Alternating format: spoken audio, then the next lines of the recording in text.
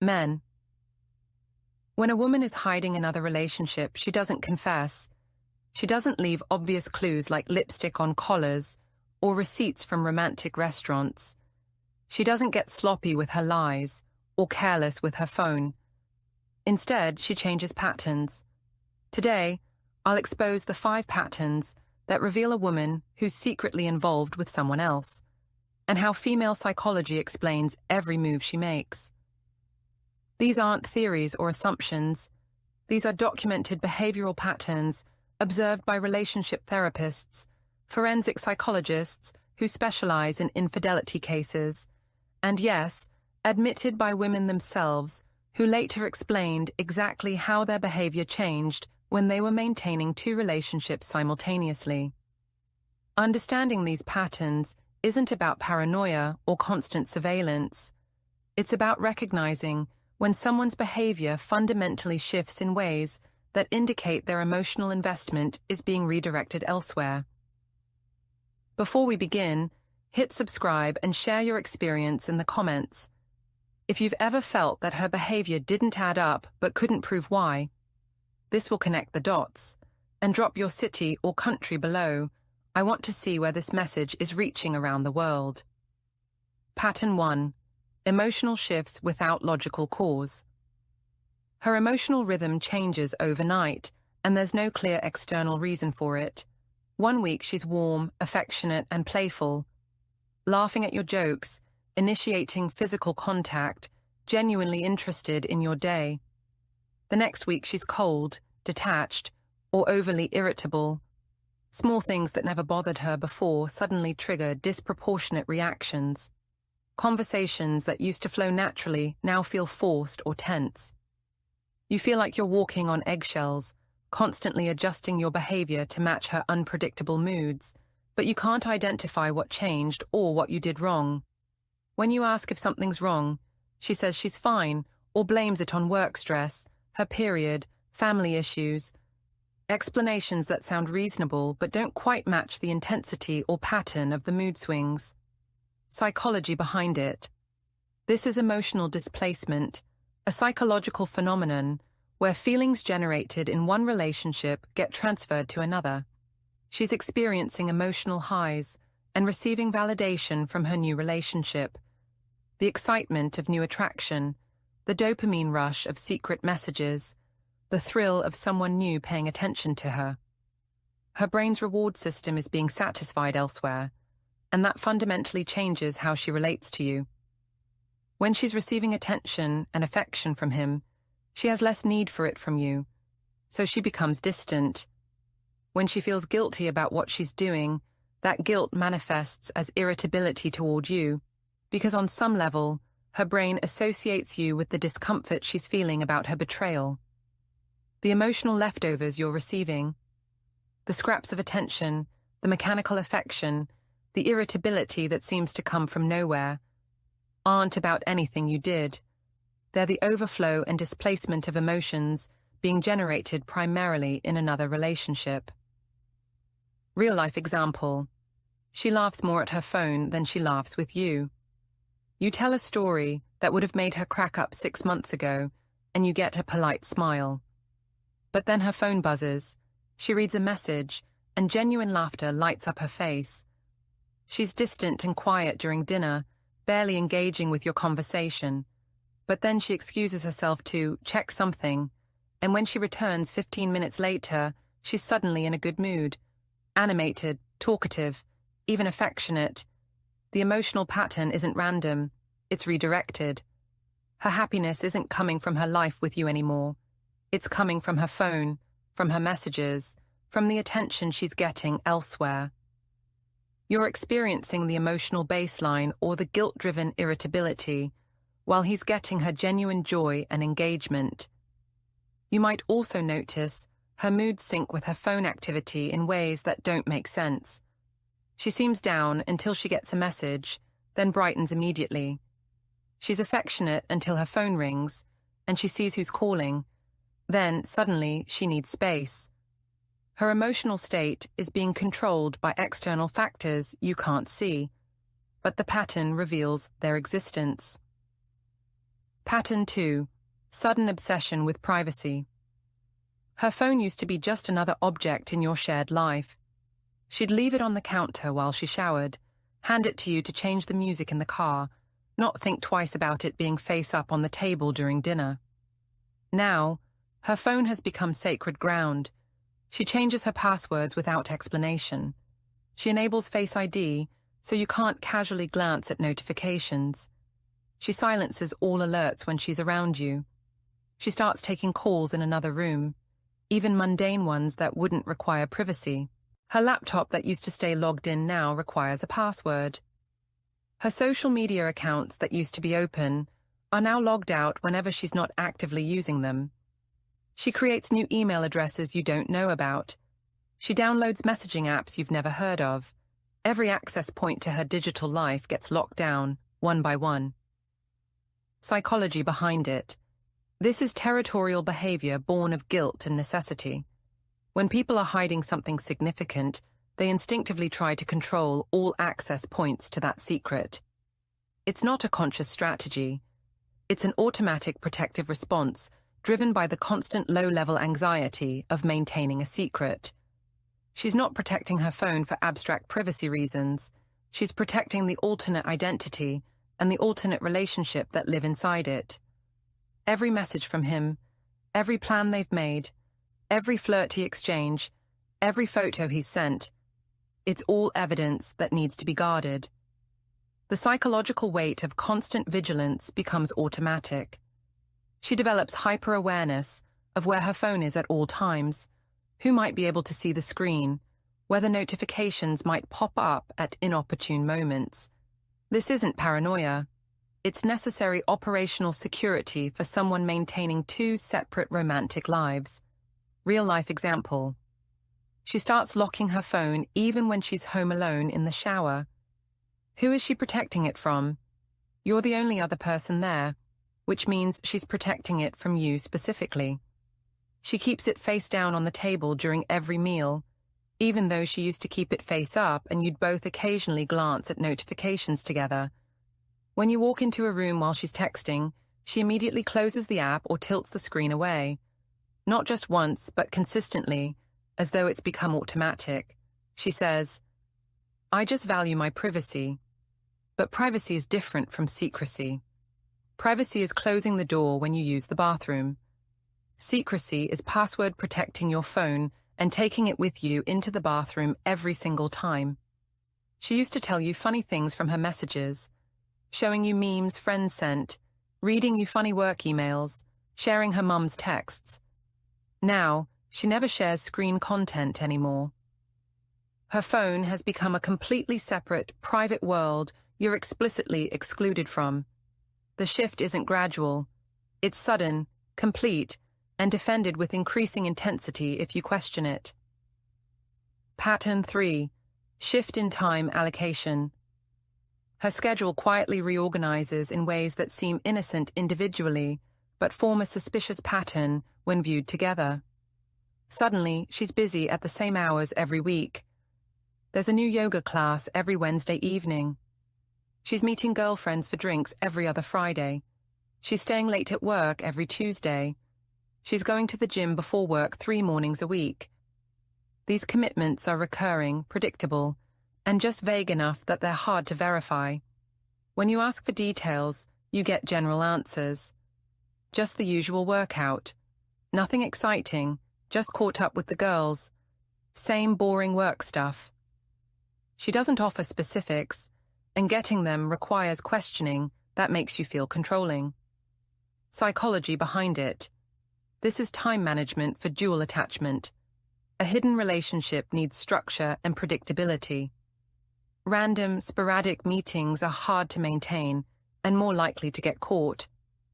But a standing appointment, whether it's actually the cover story she's using or a completely fabricated routine, provides a predictable window of availability for the affair while using consistency itself as camouflage. The recurring nature of the commitment makes it seem legitimate. Yoga every Wednesday isn't suspicious. It's healthy, it's scheduled, it's normal. The fact that it happens every single Wednesday with remarkable consistency doesn't trigger alarms because consistency reads as authenticity. She builds these predictable windows into her schedule, and within those windows, she's unreachable. She doesn't answer texts promptly. She doesn't pick up calls. She's in yoga or dinner with the girls or buried in this project at work. And because it's a regular thing, you stop checking in during those times, which is exactly what she needs. Real life example. Every Wednesday night from 7 to 10, she's at yoga. You never see yoga clothes in the laundry with Wednesday's date. You never see a gym membership receipt or charge. She never mentions anything about the class itself. Not the instructor, not the other students, not the specific type of yoga, not how it makes her feel. It's just a black box labeled yoga that swallows 3 hours of her week, every week, like clockwork. Or maybe she's suddenly working late every Tuesday, even though her job never required late hours before, and her paychecks don't reflect overtime. When you suggest bringing her dinner at the office, she discourages it. I'm just in meetings. It would be weird. Or, I'll probably just grab something quick nearby. The pattern isn't discipline or dedication to work. It's coordination with someone else's schedule. The consistency is the tell. Real yoga enthusiasts might miss a week, might complain about it, might mention when they're trying a different class. Real work demands vary week to week, but her absences are clockwork regular because they're not about yoga or work. They're about meeting someone who's also carved out that same time slot. Pattern 4. Emotional overcompensation. After days or even weeks of emotional distance, coldness, or irritability, she suddenly becomes overly kind, affectionate, or generous out of nowhere. She compliments you unprompted. She cooks your favorite meal without being asked. She initiates physical intimacy more enthusiastically than she has in months. She sends loving text messages throughout the day. Just thinking about you. So grateful for you. Can't wait to see you tonight. It feels nice in the moment. You think maybe you've turned a corner, maybe the rough patch is over, maybe she's reconnecting with you. But something feels off about it. The affection feels performative rather than organic, timed rather than spontaneous, excessive rather than proportionate. Psychology behind it. This is guilt-driven balancing, a psychological phenomenon where cognitive dissonance, the discomfort of holding two conflicting beliefs or behaviors, drives compensatory behavior. She knows she's betraying you. She knows she's lying. She knows she's violating the relationship's fundamental terms. This creates psychological discomfort that she needs to resolve, but she can't actually confess or stop the affair. She wants both relationships, so instead, her brain seeks equilibrium through overcompensation. By being extra loving to you, she temporarily soothes her guilt while simultaneously making you less likely to suspect anything is wrong. The goal isn't authentic connection. It's emotional distraction and guilt management. It's also strategic, whether consciously or unconsciously. After being distant or cold, she knows your suspicion might be increasing. A burst of affection resets your perception, makes you think everything's fine, makes you feel foolish for any doubts you had. You mistake guilt management for renewed affection. Real-life example. She's been emotionally absent for 2 weeks. Short responses, no physical affection, always tired or busy. Then suddenly, on a random Tuesday, she's a different person. She wakes you up with coffee in bed, tells you how handsome you look, suggests a spontaneous date night, spends the whole evening being affectionate and attentive, initiates sex with enthusiasm you haven't seen in months. You're relieved and happy. You think, see, I was just being paranoid. Everything's fine. She still loves me. But the timing is suspicious if you think about it. The affection came right after a weekend, girls' trip you weren't invited on, or right after several late nights at work, or right after she spent an entire day being mysteriously unreachable. The overcompensation isn't about you or the relationship. It's about managing her internal discomfort and your external perception. She's resetting your suspicion meter, making a guilt payment, and buying herself more time and freedom to continue the other relationship. The affection is real in the moment, but the motivation behind it isn't reconnection, it's deception management. Within days or weeks, the warmth fades again, and the pattern repeats: distance, then sudden warmth, then distance again. The cycle itself is the pattern that reveals what's happening. Pattern 5. Narrative control. She starts rewriting her story, subtly changing how she talks about herself, her priorities, your relationship, and her future. You'll hear new phrases that sound like self-improvement language, but actually signal emotional detachment. I'm just focusing on myself right now. I'm in a different place than I used to be. I've outgrown a lot of drama. I'm learning what I really need in life. She reframes the relationship's problems as having emerged naturally, rather than acknowledging her role in creating distance. We've just grown apart, she'll say, as if it happened to you both equally and simultaneously, rather than being something she actively created by investing elsewhere. She changes her language about the future. Conversations that used to include we and our plans now feature more I and my journey. Long-term plans get vaguer. When you try to make future commitments, she's non-committal. Let's see how things go. I'm just taking things one day at a time. I don't want to plan too far ahead right now. Psychology behind it. This is identity realignment, a psychological process where she's mentally detaching from you and the relationship before physically ending it. To justify her new relationship internally, to maintain her self-image as a good person despite betraying you. She needs to mentally reframe the narrative first. She can't think of herself as someone who cheated on a loving partner in a good relationship. That would create too much cognitive dissonance, too much guilt, too much damage to her self-concept. So instead, she rewrites the story. The relationship was already failing, because of you or just naturally. She was already emotionally disconnected, ignoring that she caused that disconnection. And she's just moving forward with her life, rather than betraying someone who trusted her.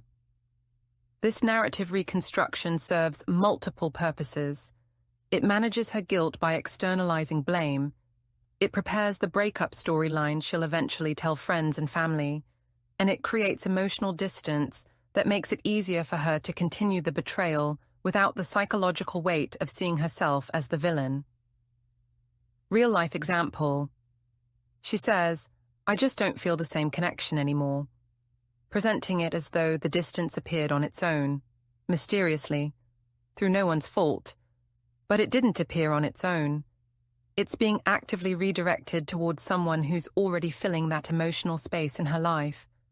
Or she starts saying things like, I need to find myself, or I'm discovering what I really want in life, or I'm finally putting myself first, as if your relationship was holding her back, rather than being something she's actively betraying. The language of self-improvement and personal growth becomes a cover story for emotional infidelity. You might hear her tell friends or family a revised version of your relationship that emphasizes problems and minimizes good times.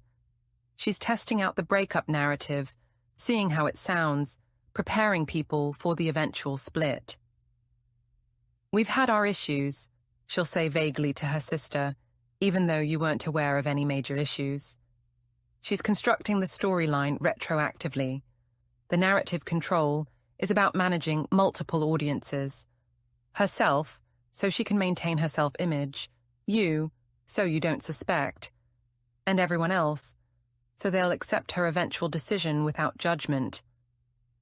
By the time the truth comes out, she's already spent months establishing the story that it was inevitable, mutual, or somehow justified.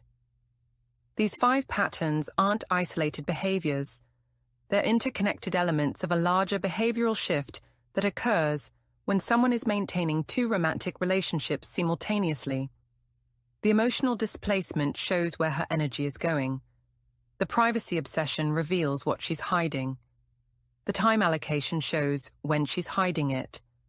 The overcompensation shows her guilt management strategy. And the narrative control shows her psychological preparation for the eventual revelation or breakup. When you see one of these patterns, it might be nothing. When you see 2 or 3, pay attention. When you see all 5 operating simultaneously, the probability that she's hiding another relationship becomes extremely high. The key insight is that these aren't things she's saying, they're things she's doing. Words can be controlled and crafted. Behavior patterns are harder to fake consistently over time. Her actions reveal truths her words are designed to hide. Remember, patterns don't lie. Pay attention to what changes, when it changes, and how consistently the new pattern repeats. That's where the truth lives.